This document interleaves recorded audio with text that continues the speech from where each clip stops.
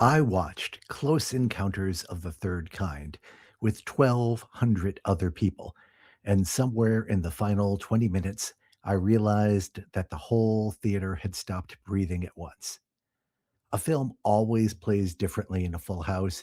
Laughter spreads, gasps travel, and you cry a little more freely when you can hear someone else 3 rows back doing the same. But Close Encounters earns that collective hush in a way that few films do. And I want to explain why right after a quick word on its premise. The film follows Roy, a power line worker in 1970s Indiana, whose ordinary life comes apart after a late night encounter with a UFO while he's out chasing a blackout. He comes away marked, gripped by visions he can't explain and a compulsion he can't shake, watching his family slip away as obsession takes hold.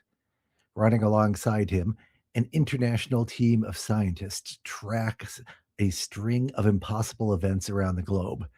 Planes and ships that vanished decades ago turning up intact, lights moving against the night sky, strange musical signals no one can source.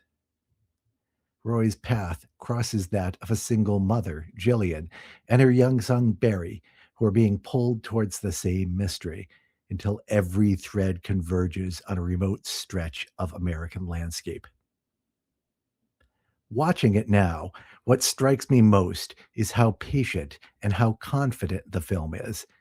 It opens not on our heroes, but on a series of vignettes scattered across the globe. It doesn't introduce Roy or Jillian until roughly 13 minutes in. That delay is deliberate. Spielberg builds a mosaic of mystery, a sense that something is happening everywhere at once before he grounds us in two working class lives. And even when we're with them, the slow burn never lets up. The film lets wonder accumulate, which is exactly the quality that most sci fi movies um, are in too much of a hurry to reach. The pacing drew comment even in 1977. Watch it today when a video has 2 or 3 seconds to hook you before the thumb presses to move on. And the composure of Spielberg's second blockbuster is almost startling. He trusts us to wait, and the payoff is enormous. Thematically, it's a quintessential baby boomer film, and it works by turning the 1950s alien invasion picture inside out. Arriving after the Apollo missions and the long hangover of Vietnam and Watergate, it holds wonder and suspicion in the same hand. The skies may be benevolent, but the institutions are not.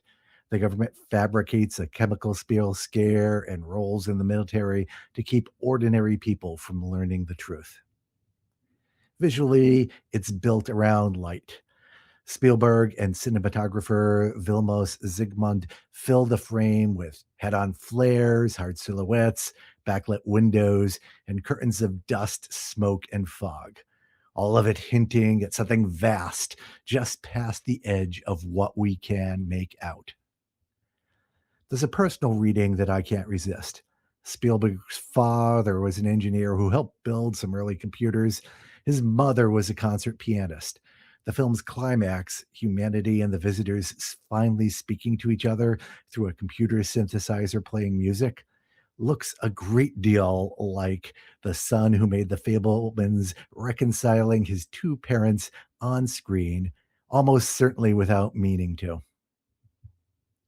Close Encounters is an essential science fiction film, and there's no better moment to revisit it. It pairs beautifully with Spielberg's new film, Disclosure Day, which just opened. See it on the big screen if you possibly can, but it's also streaming now on the Criterion Channel.